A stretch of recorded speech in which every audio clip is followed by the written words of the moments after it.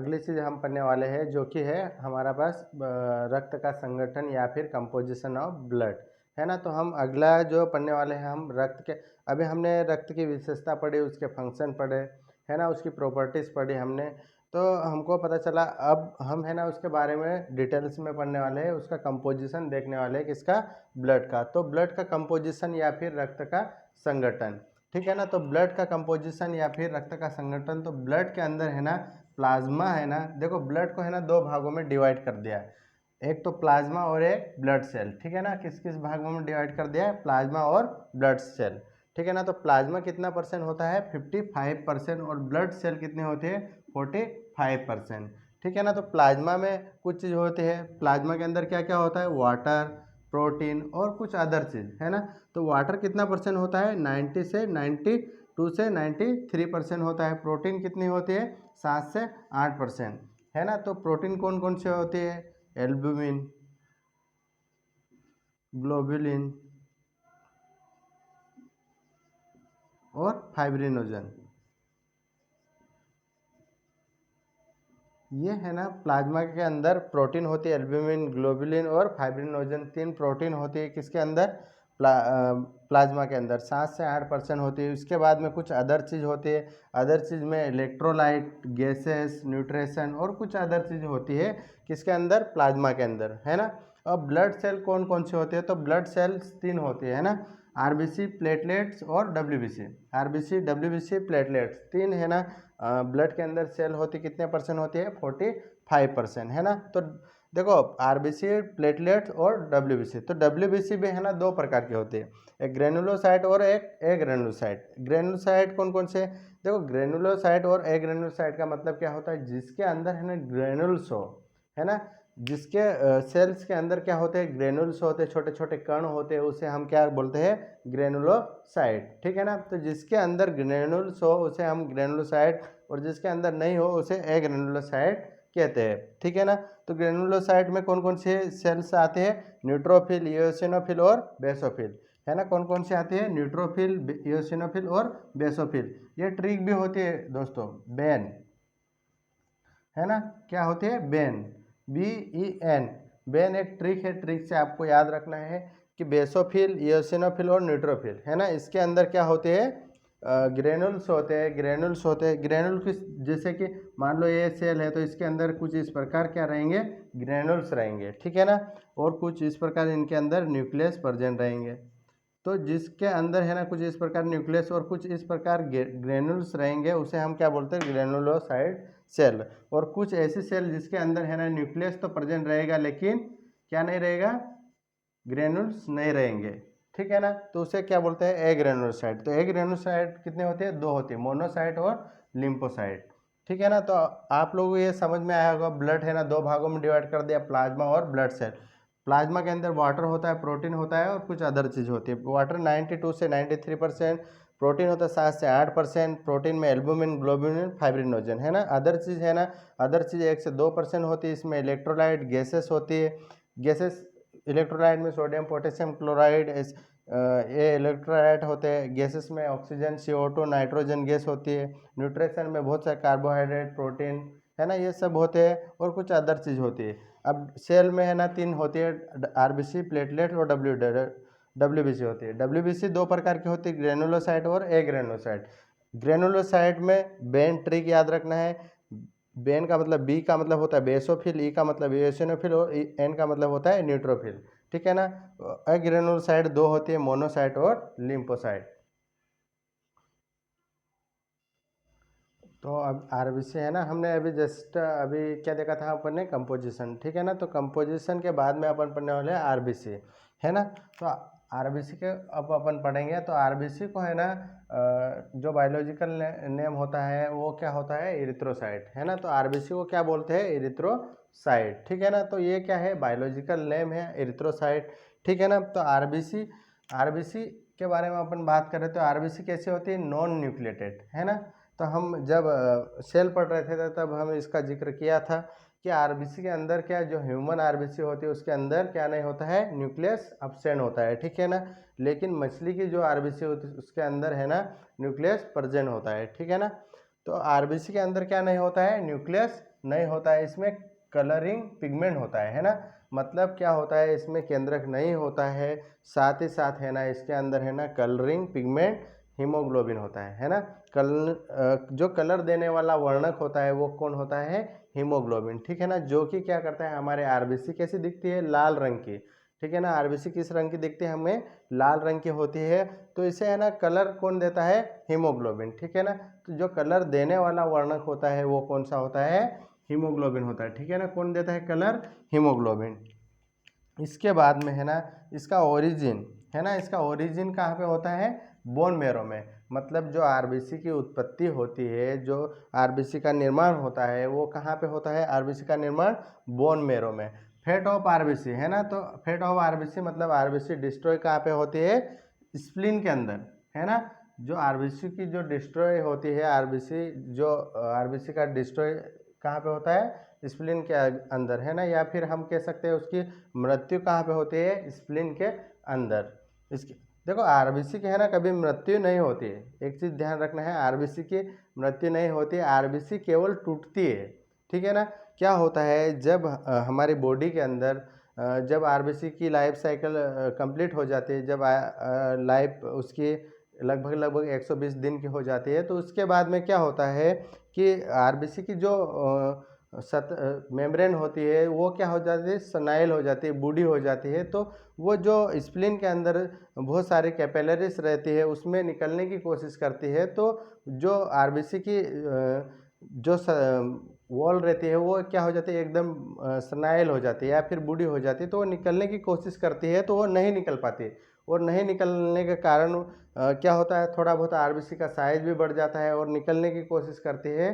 तो क्या होता है, जैसे प्रेशर लगता है तो आरबीसी क्या होती है, टूट जाती है।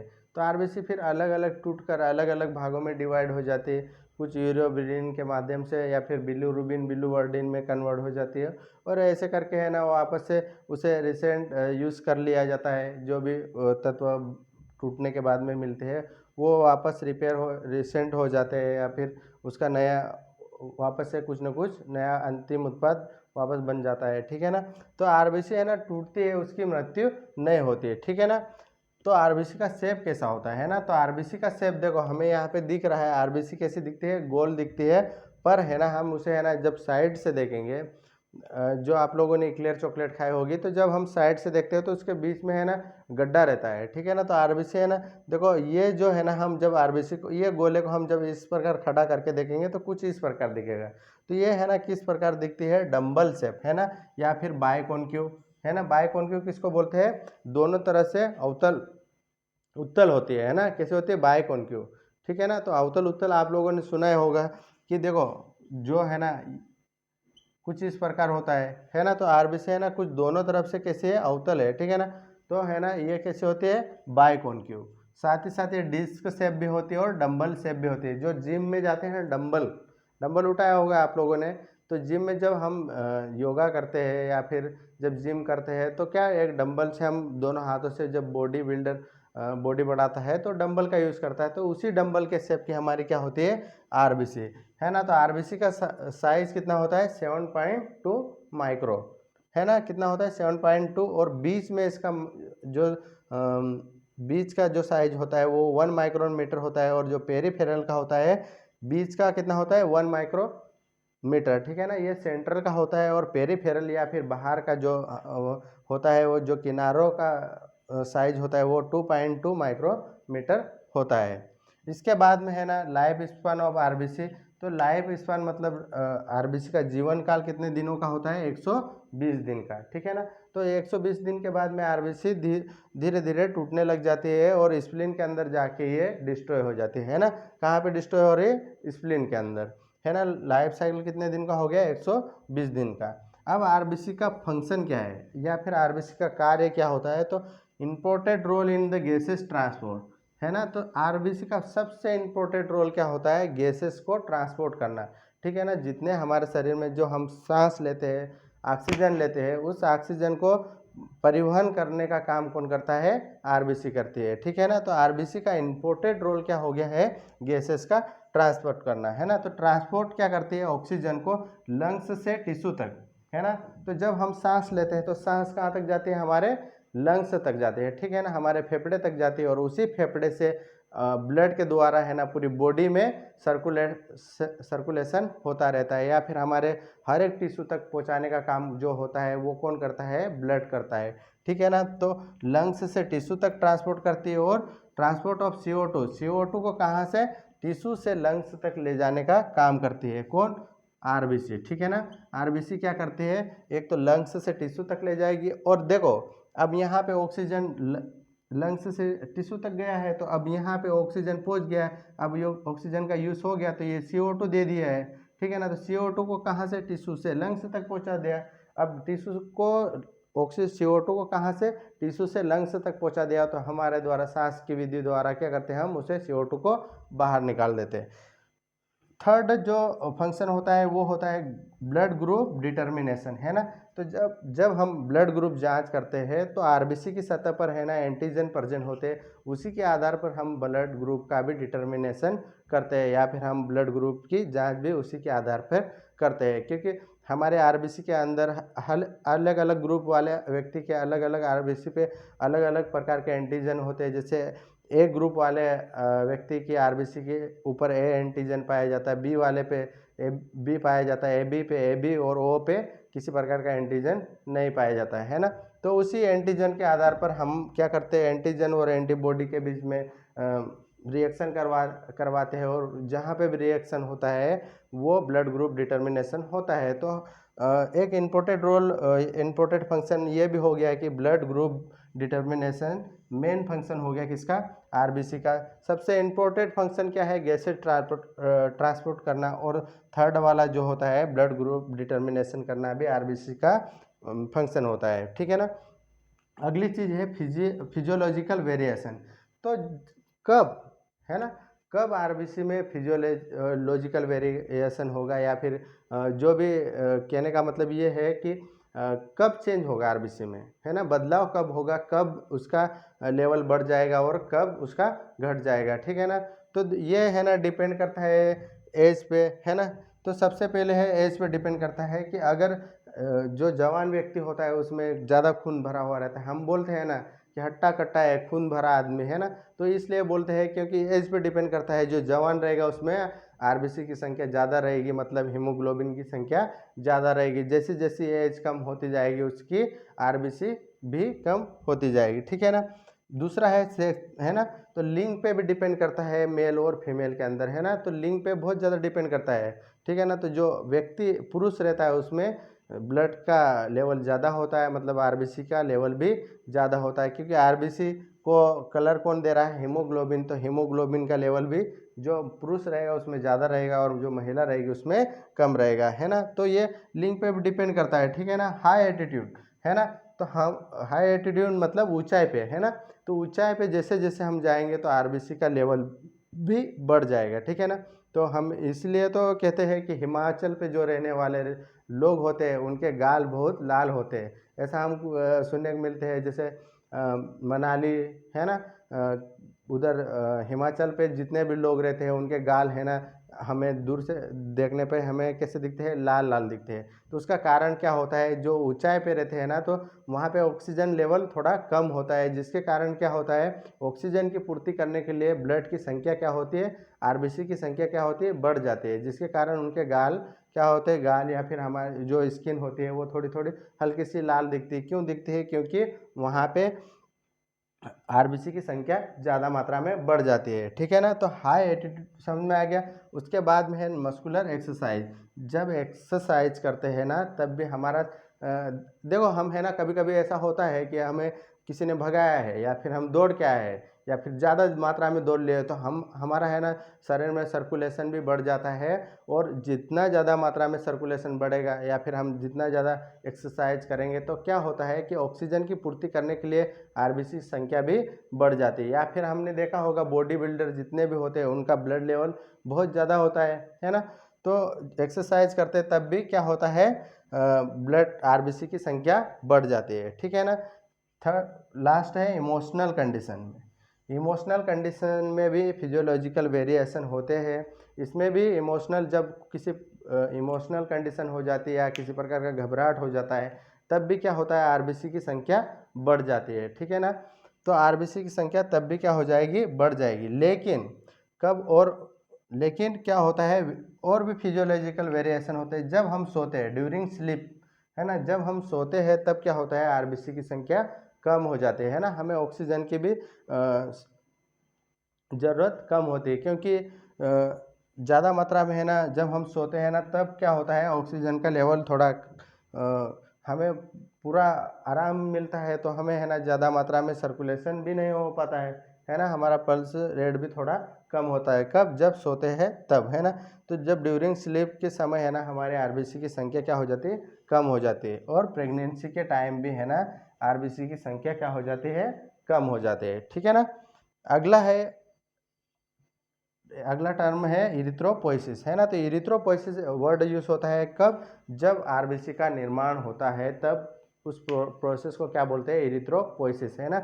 आरबीसी की निर्माण की प्रोसेस को क्या कहते हैं, इरिथ्रोपोइसिस, ठीक है ना। तो इरिथ्रोपोइसिस में क्या होता है, origin, development and maturation of RBC, ठीक है ना। तो जब आरबीसी का ओरिजिन होगा, डेवलपमेंट होगा, मैच्योरेशन होगा किसका, आरबीसी का, तो उसी प्रोसेस को क्या बोलते हैं, इरिथ्रोपोइसिस, ठीक है ना। उसके बाद में मेच्योर आरबीसी को क्या बोलते हैं, रेटिकुलोसाइट, ठीक है ना। जो मेच्योर आरबीसी होती है उससे क्या बोलते हैं, रेटिकुलोसाइट, ठीक है ना। तो इरिथ्रोपोइसिस किसको बोलते हैं, origin, development, maturation of RBC, और मेच्योर आरबीसी को क्या बोलते हैं, रेटिकुलोसाइट। तो एक बार फिर से रिवाइज कर लेते हैं, आरबीसी को बायोलॉजिकल नेम क्या होता है, इरिथ्रोसाइट। नॉन न्यूक्लिएटेड होती, कलरिंग पिगमेंट क्या होता है, हीमोग्लोबिन, है ना। ओरिजिन कहाँ पे होता है, बोन मेरो में, और डिस्ट्रॉय कहाँ पे होती है, स्प्लीन के अंदर। शेप कैसा होता है, बाइकॉन्केव डिस्क शेप और डंबल शेप होता है, ठीक है ना। इसका साइज कितना होता है, 7.2 माइक्रोन, सेंट्रल में 1 माइक्रोन होता है और पेरिफेरल में 2.2 माइक्रोन होता है। इसके फंक्शन, सॉरी, लाइफ स्पैन इसके 120 दिन का होती है। फर्स्ट फंक्शन होता है गैसेस का ट्रांसपोर्ट करना, इंपोर्टेड फंक्शन होता है, और दूसरा फंक्शन होता है ट्रांसफर ऑफ O2 को कहाँ से, लंग्स से टिश्यू तक, और CO2 को टिश्यू से लंग्स तक ले जाने का काम होता है। ब्लड ग्रुप जांच करने में भी बहुत इंपॉर्टेंट रोल होता है किसका, आरबीसी का, है ना। फिजियोलॉजिकल वेरिएशन मतलब चेंजेस कब आते हैं, तो चेंजेस, है ना, आरबीसी के अंदर एज के हिसाब से भी आते हैं, लिंग के आधार पे या फिर सेक्स के आधार पे भी आते हैं, ऊंचाई के आधार पर भी होते हैं, मस्कुलर एक्सरसाइज या इमोशनल कंडीशन के समय भी क्या हमारे फिजियोलॉजिकल वेरिएशन आरबीसी के अंदर होते हैं। ड्यूरिंग स्लीप के समय या हम जब सोते हैं उस समय, और प्रेगनेंसी के समय भी क्या होते हैं, आरबीसी के अंदर फिजियोलॉजिकल वेरिएशन होते हैं। उसके बाद में एक प्रोसेस होती है इरिथ्रोपोइसिस प्रोसेस, जिसमें क्या होता है, origin, development and maturation of RBC, है ना। मैच्योर होती है आरबीसी, डेवलपमेंट होती है और ओरिजिन आरबीसी बनती है, उसी प्रोसेस को क्या बोलते हैं, इरिथ्रोपोइसिस। और लास्ट है मेच्योर आरबीसी को क्या बोलते हैं, रेटिकुलोसाइट। अगला है प्लेटलेट, है ना। अगला क्या है, प्लेटलेट्स। तो प्लेटलेट्स का जो बायोलॉजिकल नेम होता है वो क्या होता है, थ्रोम्बोसाइट, है ना। प्लेटलेट्स को हिंदी में क्या बोलते हैं, बिम्बाणु, ठीक है ना। क्या बोलते हैं, बिम्बाणु, और इसका जो बायोलॉजिकल नेम होता है वो क्या होता है, थ्रोम्बोसाइट, ठीक है ना। तो जो प्लेटलेट्स होती है वो कैसे होती है, स्मॉल कलरलेस, ठीक है ना। कैसे होती है, छोटी होती है और बिना कलर की होती है, उसमें कोई किसी प्रकार का कलर नहीं होता है, ठीक है ना। तो ये स्मॉल होती है और कैसी होती है, कलरलेस होती है, ठीक है ना। इसमें भी न्यूक्लियस क्या होता है, एब्सेंट होता है, आरबीसी के अंदर भी न्यूक्लियस एब्सेंट होता है, ठीक है ना। इसकी लाइफ स्पैन, है ना, जीवन काल कितने दिन का होता है, 8 से 11 डे, है ना। 8 से 11 डे होता है, या फिर 8 से 11 दिन इसका जीवन काल होता है, ठीक है ना। इसमें, है ना, इसकी संख्या कितनी होती है, 2 लाख से 4 lakh cubic mm of blood, है ना। तो इसका, है ना, संख्या कितनी होती है, 2 लाख से 4 लाख, ठीक है ना। संख्या कितनी होती है, 2 लाख से 4 लाख, ठीक है ना। अब हम इसके फंक्शन की बात करते हैं, किसके, प्लेटलेट्स के। तो फर्स्ट फंक्शन है वासो कॉन्ट्रैक्शन, है ना। तो क्या होता है, जब हमें, है ना, किसी सतह पर डैमेज होता है, या फिर किसी आर्टरी पे या फिर वेन के ऊपर डैमेज होता है, तो क्या होता है, कुछ वेन हमारे यहाँ आर्टरी कुछ इस प्रकार होती है, ठीक है ना, जिसमें क्या होता है, ब्लड सर्कुलेट करता रहता है, ठीक है ना। तो जैसे हमें किसी प्रकार का डैमेज होता है, ठीक है ना, तो डैमेज होता है तो कुछ इस प्रकार हमें घाव बन जाता है, ठीक है ना। तो इस प्रकार हमें घाव बन जाता है, तो प्लेटलेट्स क्या करते हैं, इस वाले जो डैमेज हुए वाले एरिया को क्या करवा देते हैं, कॉन्ट्रैक्ट करवाते हैं, है ना। कॉन्ट्रैक्ट का मतलब क्या होता है, सिकुड़ जाता है ना, सिकुड़न उत्पन्न कर देती है ना, इसको स्टिमुलस करके क्या कर देती है, सिकुड़न उत्पन्न कर देती है। तो फर्स्ट फंक्शन क्या होता है, यहाँ पे वासो कॉन्ट्रैक्ट कर देती है और ये क्या कर देते हैं, सिकुड़न उत्पन्न कर देते हैं, ठीक है ना। दूसरा क्या होता है, अगला फंक्शन होता है ब्लड क्लोटिंग। फिर है ना, ये जो प्लेटलेट्स यहाँ पे पहले तो उन्होंने क्या किया, सिकुड़न कर दिया है ना, या फिर कॉन्ट्रैक्ट कर दिया, उसके बाद में यहाँ पे धीरे धीरे जमा होने लग जाती है, ठीक है ना। क्या होने लग जाती है, जमा होने लग जाती है, ठीक है ना। कुछ इस प्रकार यहाँ पे जमा हो जाएगी, तो यहाँ पे ब्लड बहना, जो ब्लड बहता रहता है वो क्या हो जाता है, बिल्कुल बंद हो जाता है, ठीक है ना।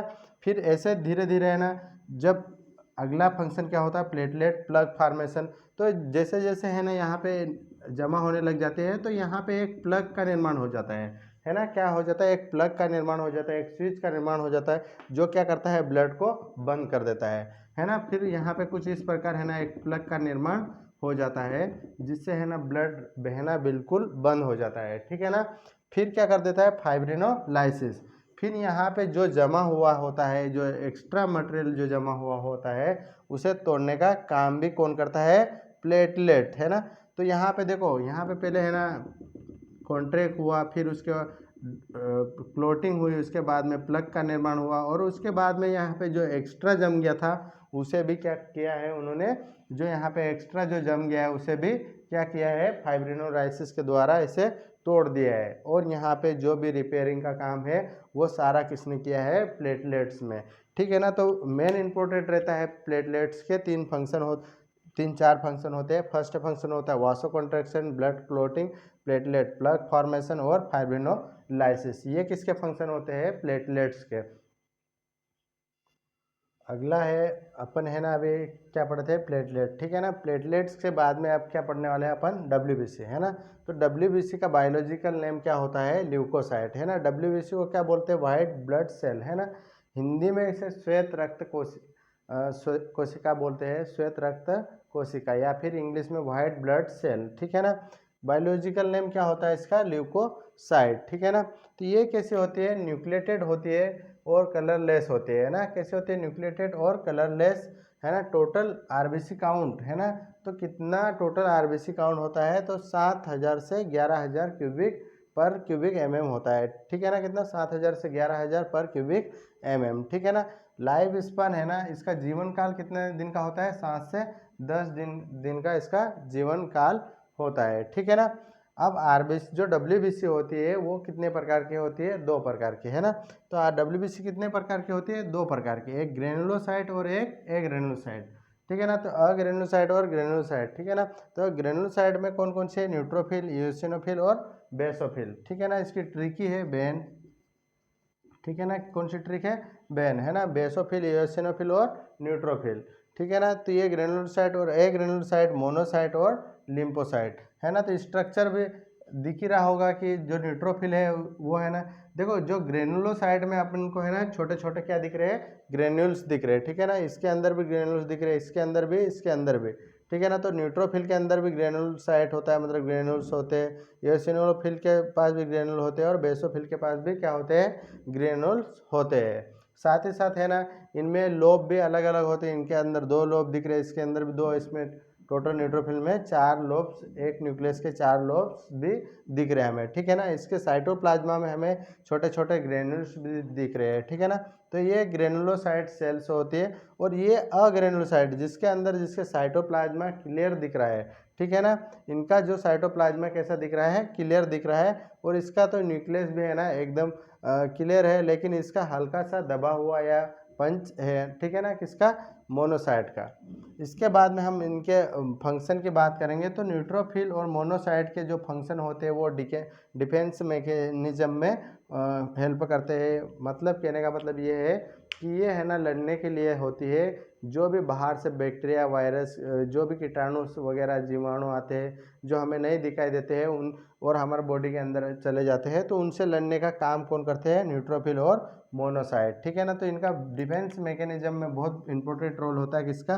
न्यूट्रोफिल और मोनोसाइट। साथ ही साथ ये फ्रीली वंडर करती रहती है ना, मतलब ये फ्रीली हमारे बॉडी में क्या करती है? घूमती रहती है, ताकि हमारे बॉडी में किसी प्रकार का बैक्टीरिया आया तो उसे ख़त्म कर दे, ठीक है ना। तो ये फ्रीली वंडर करती रहती है। इसके बाद में इओसिनोफिल है ना, तो इओसिनोफिल का काम क्या होता है? Defence mechanism against the parasite, है ना। तो इसका इओसिनोफिल का इम्पोर्टेंट रोल होता है कि ये जितने भी पैरासाइट होते हैं, ठीक है ना, जितने भी पैरासाइट आते हैं, जो बाहर से पैरासाइट आते हैं, उनसे लड़ने के लिए कौन सी सेल हेल्प करते हैं? हमारी इओसिनोफिल। उसके बाद में बेसोफिल। तो बेसोफिल का important role in the healing process, है ना। तो जब हमारा हीलिंग होती है या घाव भरता है, तो उसमें कौन सी सेल हेल्प करते हैं? हमें बेसोफिल हेल्प करती है। और इसी का नंबर कब बढ़ जाता है? Increase during the healing process. जब हीलिंग प्रोसेस होती है तो बेसोफिल के नंबर भी क्या हो जाते हैं? बढ़ जाते हैं, ठीक है ना। इसके बाद में लिम्फोसाइट। तो लिम्फोसाइट का इम्पोर्टेंट रोल क्या होता है? Immunity function in the important role in lymphocyte, है ना। तो लिम्फोसाइट का इम्पोर्टेंट रोल क्या होता है? ये इम्यूनिटी पावर को क्या करता है? बढ़ाता है। और हमारे बॉडी में इम्यूनिटी जो बनती है वो कौन बनाता है? लिम्फोसाइट सेल इम्यूनिटी में भी बढ़ाने में हेल्प करता है। तो अगला है प्लाज्मा प्रोटीन, है ना। तो जो ब्लड के अंदर पाया जाता है वो उस प्लाज्मा की बात करेंगे, है ना। तो प्लाज्मा में अलग अलग प्रोटीन प्रेजेंट होते हैं, ठीक है ना। तो प्लाज्मा प्रोटीन कितने होते हैं? टोटल 3, है ना। तो फर्स्ट होती है सीरम एल्बुमिन, सेकंड होता है सीरम ग्लोबुलिन और थर्ड होता है फाइब्रिनोजन, ठीक है ना। तो इनका ओरिजिन या फिर इनकी उत्पत्ति कहाँ पे होती है? लीवर के अंदर, ठीक है ना। तो ये सब इनका है ना निर्माण कहाँ पे होता है? यकृत या फिर लीवर के अंदर इनका निर्माण होता है। किसका? एल्बुमिन, ग्लोबुलिन और फाइब्रिनोजन। टोटल प्रोटीन का परसेंट कितना होता है इसमें? 6.4 से 8.3 ग्राम पर डीएल होता है ना। तो इसका टोटल प्रोटीन कितना होता है? 6.4 से 8.3 ग्राम पर डीएल होता है, ठीक है ना। तो इसका फंक्शन है ना, हम इम्पोर्टेंट प्रोटीन का क्या होता है? फंक्शन। तो role in coagulation of blood. तो जो थक्का बनता है, रक्त का थक्का बनाने में सबसे इम्पोर्टेंट काम रोल रहता है किसका? प्लाज्मा प्रोटीन का, ठीक है ना। सेकंड होता है रोल इन, देखो ये है ना कोगुलेशन, जब बनता है रक्त का थक्का बनता है तो ये है ना फाइब्रिनोजन को फाइब्रिन में कन्वर्ट कर देता है, ठीक है ना। तो फाइब्रिनोजन को फाइब्रिन में कन्वर्ट कर देगा, जिससे है ना जो फाइब्रिन रहेंगे वो क्या होते हैं? जहाँ पे भी रप्चर हुआ या डैमेज हुआ वहाँ पे फाइब्रिन का निर्माण हो जाएगा, और उसी के अंदर है ना प्लेटलेट्स और अदर चीज़ें आके वहाँ पे अटैच हो जाएगी, जिससे है ना कोगुलेशन हो जाएगा, ठीक है ना, या फिर थक्का बन जाएगा, ठीक है ना। दूसरा होता है role of defence mechanism of blood, है ना। तो इसका है ना एक डिफेंस मैकेनिज्म में भी इसका रोल होता है, क्योंकि ये हमारे बॉडी में अल्फा और बीटा ग्लोबुलिन का निर्माण कर लेती है, जो कि हमारे बॉडी में क्या करती है? इम्यूनिटी का काम करती है। और अल्फा और बीटा ग्लोबुलिन के थ्रू हमारे बॉडी में किसी इम्यूनिटी तैयार हो जाती है, जिससे है ना हमारी बॉडी वो इम्यूनिटी जो बाहर से आने वाले बैक्टीरिया से लड़ने का काम भी करती है, ठीक है ना। अगला है role in maintenance of osmotic pressure, है ना। तो जो ऑस्मोटिक प्रेशर बनता है वो भी मेंटेन करने का काम कौन कर रहा है? प्लाज्मा प्रोटीन, ठीक है ना। अगला है रोल इन वॉस्कोसिटी ऑफ ब्लड, है ना। तो जो ब्लड का गाढ़ापन या फिर चिपचिपापन जो होता है वो उसमें भी प्रोटीन का बहुत इंपॉर्टेंट रोल होता है, क्योंकि जितनी ज़्यादा मात्रा में उसकी वॉस्कोसिटी होगी, उसका ब्लड में जो वॉस्कोसिटी रहेगी वो बहुत ही इंपॉर्टेंट रोल होता है, ठीक है ना। अगला होता है source of energy during fasting. जब है ना फास्टिंग के समय जब हम खाना नहीं खाते हैं, तो जो प्लाज्मा प्रोटीन होती है उसे एनर्जी के रूप में यूज़ किया जाता है। तो आई होप दोस्तों ये मेरा वीडियो ज़रूर समझ में आया होगा। इसे ज़्यादा से ज़्यादा शेयर करें, लाइक करें और सब्सक्राइब करें। इसे पूरा देखने के लिए थैंक यू।